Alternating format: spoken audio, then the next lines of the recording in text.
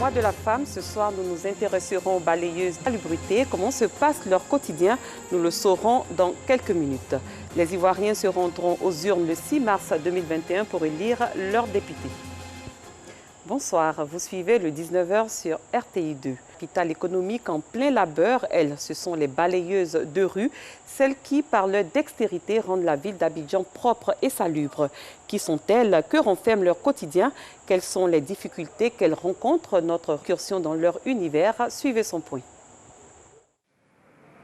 On les retrouve partout dans la capitale économique. Elles sont reconnaissables par leur uniforme vert.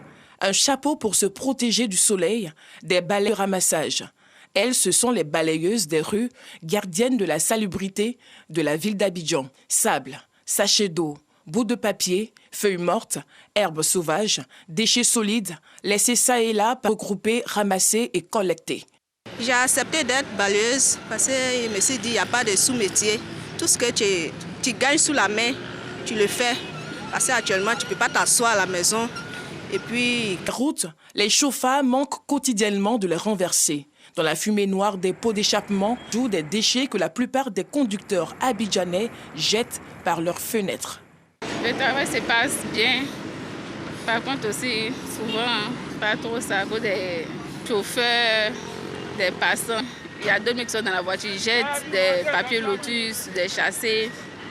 Maintenant, les chauffeurs de bac aussi, on place les cônes souvent avec nos cônes, tout ça là. Quand on parle, ils arrivent à nous parler mal. Donc, par contre, il y a nous payer pour ça.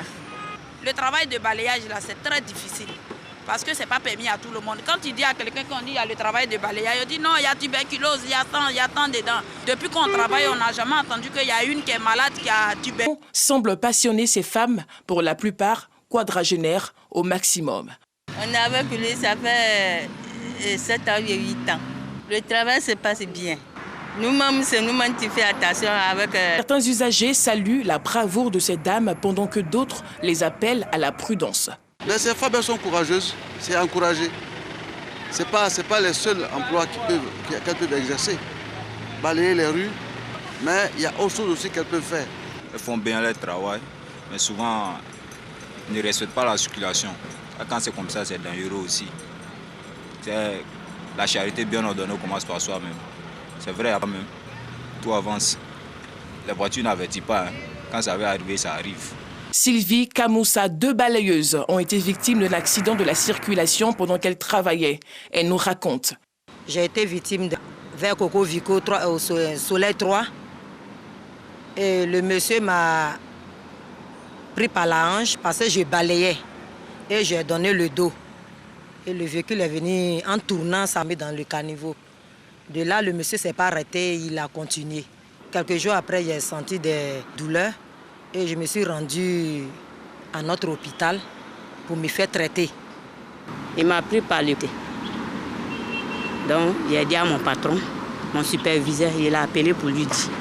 Je me suis rendue aussi dans notre hôpital là-bas. On m'a consulté. En tout cas, ils m'ont donné les médicaments. Aujourd'hui, ça va. Balayeuses s'adonnent au quotidien au nettoyage des rues d'Abidjan. Un métier qu'elles exercent avec abnégation et qu'elles souhaiteraient voir se formaliser dans l'avenir.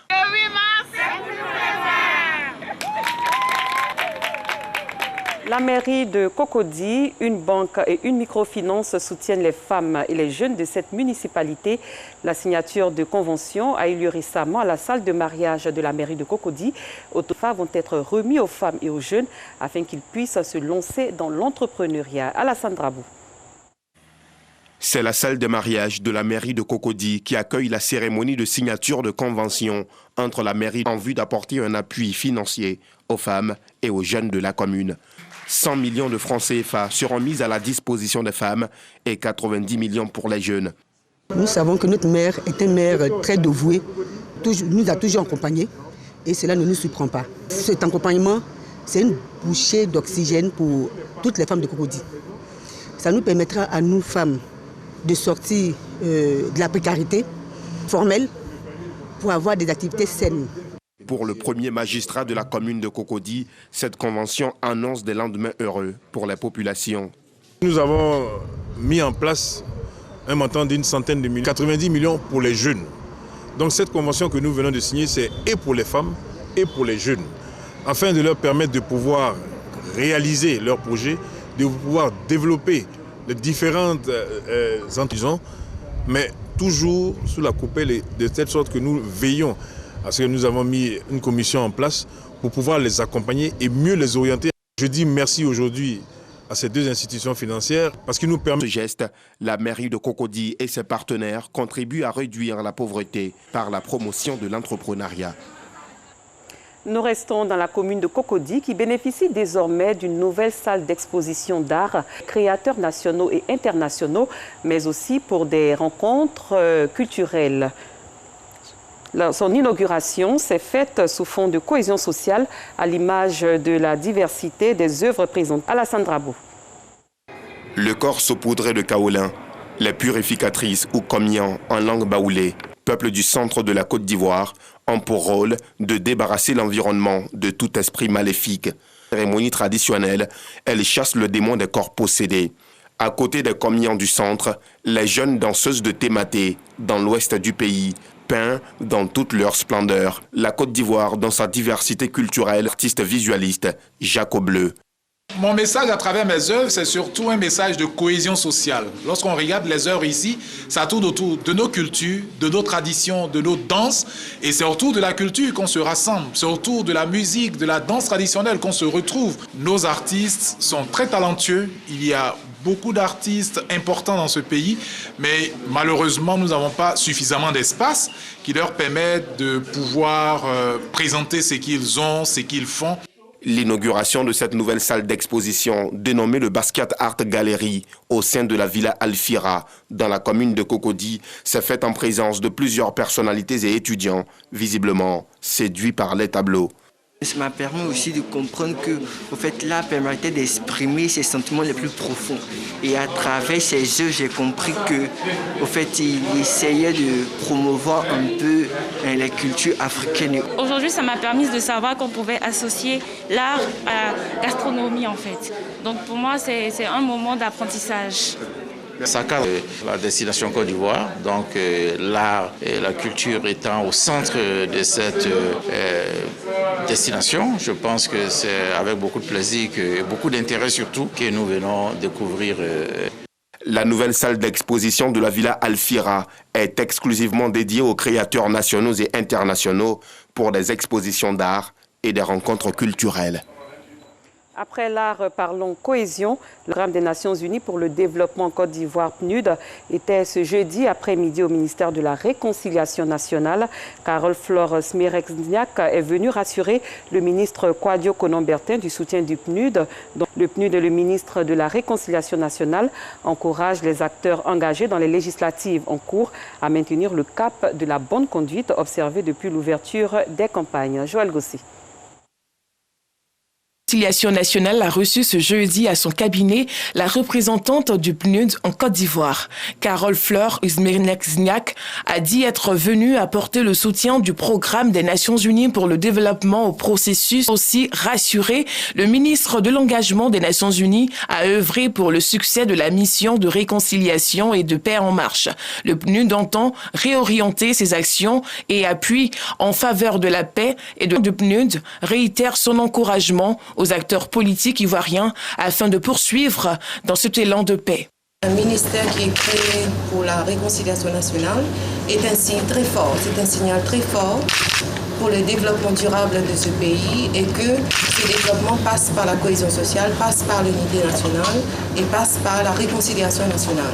Occasion pour le ministre de la Réconciliation nationale, Kwadio Konombertin, engagé dans les élections législatives en cours. Quand des gens de bonne volonté viennent nous assister, nous accompagner, il faut que nous prenions la pleine mesure de ce que nous-mêmes nous sommes.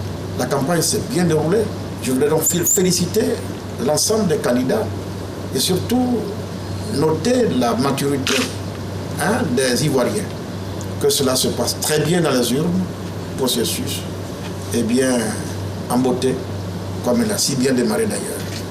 Les élections législatives prévues pour le 6 mars prochain s'annoncent déterminantes et défiantes pour les différents partis politiques de la première chambre du Parlement. En Côte d'Ivoire, les 7,5 millions d'électeurs sont appelés aux urnes demain, samedi 6 mars 2021, pour élire 255 députés, dont plus de 200 circonscriptions candidats sont en liste pour ces législatives 2021.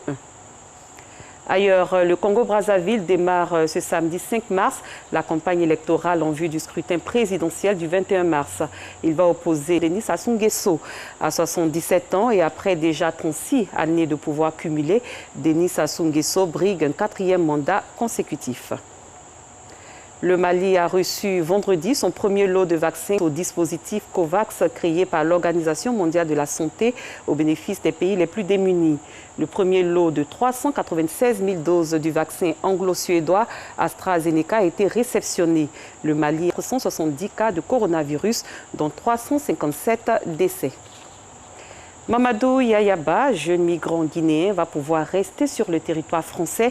La préfecture de l'Aisne ayant renoncé à son expulsion, la propriétaire de la boulangerie dans laquelle il travaille avait entamé une grève de la faim pour demander la régularisation de son apprenti. Ido Georgette, Joël Gossi. Mamadou Yayaba va rester sur le territoire français. La préfecture de l'Aisne ayant renoncé à son expulsion imminente.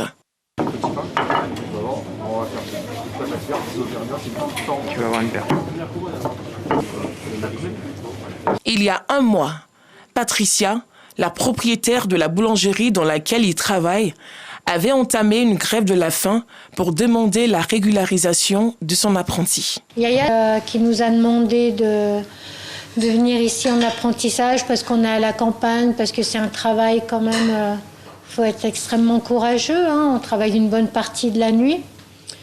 Et pour lui, ça lui... Ça change énormément parce que ça apporte beaucoup de droits. Ça m'apporte beaucoup de droits que je n'avais pas avant. Le droit de me former professionnellement, le droit de travailler, le droit de rester sur le sol français,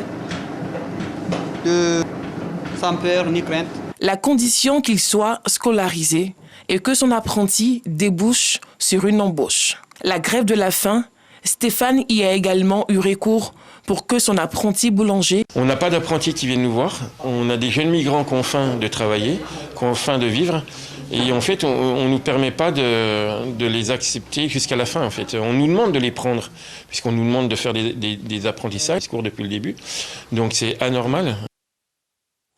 Fin de cette édition. Merci de votre fidélité. Excellente soirée et très bon début de week-end. À très bientôt.